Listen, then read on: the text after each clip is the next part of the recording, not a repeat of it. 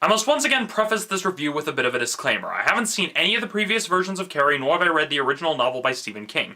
However, the story of Carrie has kind of permeated popular culture to the point that, even without having seen any of the films or even read the book, you can still recognize when people are making homages or satires to key scenes, namely the famous prom scene with the bucket of pig's blood. I mean, we've all seen satires of it, even if we haven't seen the actual film versions of it ourselves, we still know that that's where the scene comes from. I mean, just look at the, what is it, Shed.mov, they have a satire of it. Basically, there have been satires of it, so it's in popular culture enough that people are familiar with the story somewhat, at least to some varying degree. However, this is my first time actually seeing the full story in one sitting, uninterrupted, so yeah. Let's begin this episode of Romney's Reviews.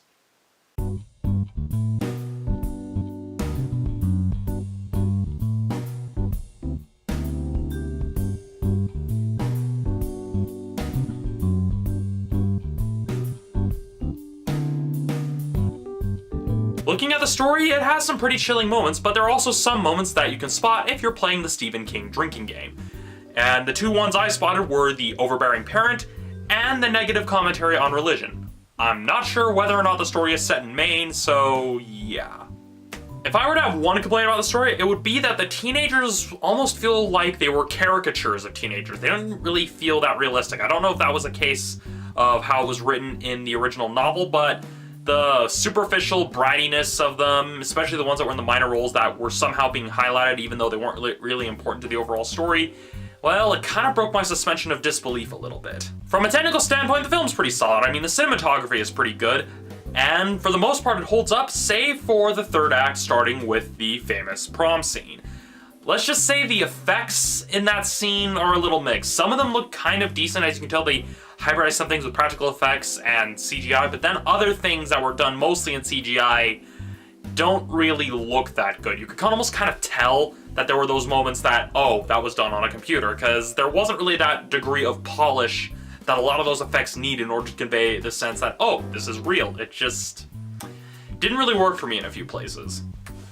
The strongest point of the film would have to be the acting, particularly from Julianne Moore and Chloe Moritz. Those were essentially the two main leads, and those two pretty much gave the strongest performances. However, the problem I had with Moritz's performance is that while she does a good job kind of playing the more docile version of Carrie, the shy teenager who's kind of afraid and wary, she did a good job in that, but in the scenes where she's supposed to be essentially going on an angry rampage, I didn't really see anger or really any emotion.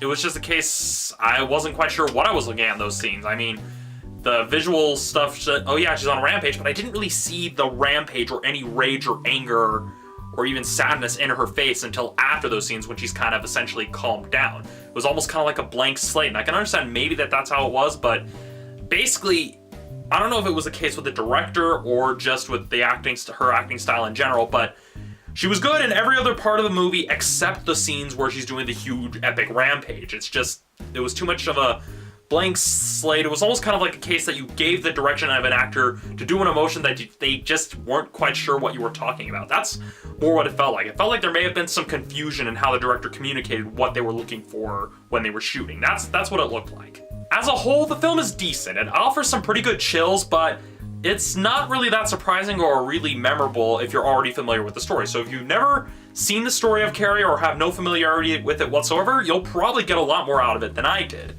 But really, some of the acting was a little kind of I don't know if it was more case the acting, the writing, or the directing, probably a combination of the three. And the effects definitely needed some work. So, all that said, I'm giving this version of Carrie a 3.5 out of 5. So that's it for this episode of Romney's Reviews. Tune in next week for my review of The Counselor. And don't worry, the next iteration of Monster Clash is on its way. It's just taking a long while to edit because, well, school. I'll see you next time.